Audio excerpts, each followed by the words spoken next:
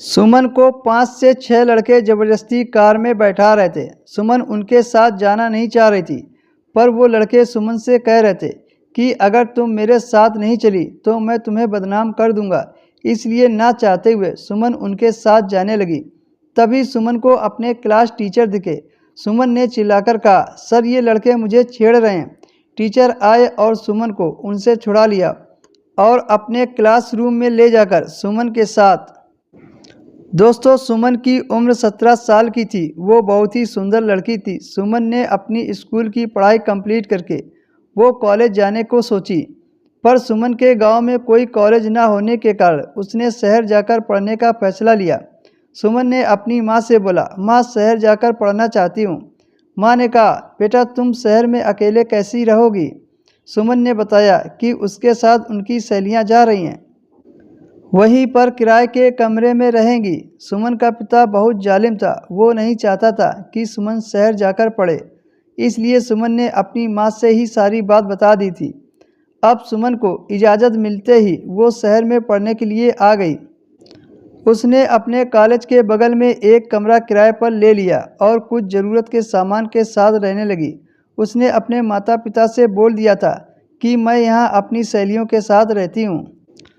अब सुमन कॉलेज जाने लगी। कॉलेज बगल में होने के कारण वो कॉलेज जल्दी पहुंच जाती थी और उसका समय खूब बचता था, इसलिए वो अपनी पढ़ाई में ज़्यादा ध्यान दे पाती थी। एक दिन कॉलेज में प्रोग्राम था तो सुमन भी अपने पसंद का सूट पहनकर कॉलेज गई, पर वहां जाकर पता चला कि आज कॉलेज की तरफ से पार्टी रखी गई है। सुमन भी खूब तैयार होकर गई थी। वो उस सूट में बेहद खूबसूरत लग रही थी। पार्टी काफ़ी देर तक चली। रात हो गई थी, पर पार्टी खत्म होने का नाम नहीं ले रही थी। सुमन थक गई थी तो वो कॉलेज के गार्डन में आ गई आराम करने के लिए।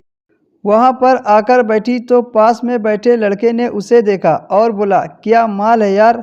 ये बात सुमन ने सुन ली थी, पर सुमन ने उन लड़कों से कुछ नहीं कहा। वो बस अपने मन में यही सोच रही थी कि लड़के मेरे बारे में क्या बोल रहे हैं।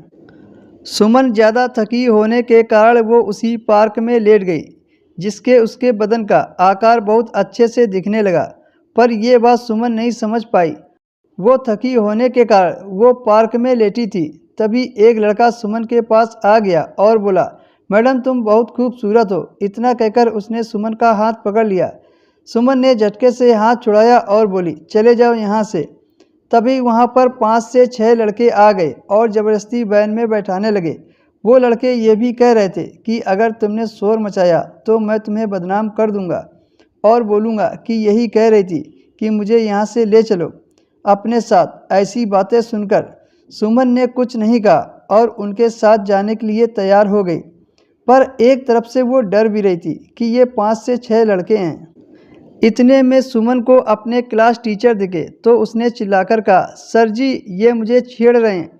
टीचर सुमन की आवाज़ सुनकर वहां पर आए और उन लड़कों को चिल्लाया तो उन लड़कों ने मेरे ही ऊपर आरोप लगा दिया कि ये कह रही थी कि मुझे होटल ले चलो। तो मैंने कहा, इतनी रात हो गई है, मैं तुम्हें घर छोड़ दूंगा, पर ये मान नहीं रही थी, इसलिए इसने आरोप लगा दिया कि मैं इसको छेड़ रहा हूँ। सर अब आप ही बताइए, क्या हम लोग इस तरह के लड़के हैं। टीचर ने उन लड़कों से बोला, ठीक है तुम लोग जाओ यहाँ से और सुमन तुम मेरे कमरे में चलो। ये कहकर टीचर वहाँ से चले गए और सुमन टीचर के कमरे में पहुँची तो वहाँ पर कोई नहीं था। सुमन वहीं पर बैठ गई। करीब 10 मिनट के बाद टीचर कमरे में आया और बोला, हाँ सुमन बताओ क्या किया जाए तुम्हारे साथ। सुमन डर गई कि सर जी क्या बोल रहे हैं। टीचर बोले, अपने पापा का नंबर दो मुझे, उन्हें भी पता चले कि उनकी बेटी यहाँ पर क्या कर रही है। ये सुनकर सुमन घबरा गई कि अगर मेरे पिताजी को पता चला तो वो मुझे मार डालेंगे। सुमन ने अपने टीचर से कहा कि सर आप मेरे पापा को मत बताना, नहीं तो वो मेरी पढ़ाई छुड़वा देंगे। मैं आज के बाद ऐसा नहीं करूँगी। टीचर ने सुमन को ऊपर से नीचे की तरफ देखा और कहा, तुम चीज़ ही ऐसी हो, किसी का भला मन क्यों नहीं करेगा छेड़ने का। सुमन मैं तुम्हें एक बात पर ही छोड़ सकता हूँ, अगर तुम मुझे खुश कर दो तो। इस कमरे में मेरे और तुम्हारे सिवा कोई नहीं है। हम दोनों के बीच जो होगा वो किसी को कुछ नहीं पता चलेगा और मैं तुम्हारे पिता को भी नहीं बताऊंगा और तुम्हारी पढ़ाई भी नहीं छूटेगी। सुमन को अपने टीचर के ऊपर गुस्सा तो आ रहा था, पर वो चाहकर भी कुछ नहीं कर सकती थी। पढ़ाई छूटने के डर से उसने टीचर की बात मान ली और देखते ही देखते सुमन के साथ टीचर ने अपना मुंह काला कर लिया। उस रात सुमन उन लड़कों से तो बच गई, पर टीचर से नहीं बच पाई। दोस्तों, हमारे जीवन में कभी कभी ऐसा हो जाता है कि हम ना चाहते हुए भी उस काम में पड़ जाते हैं।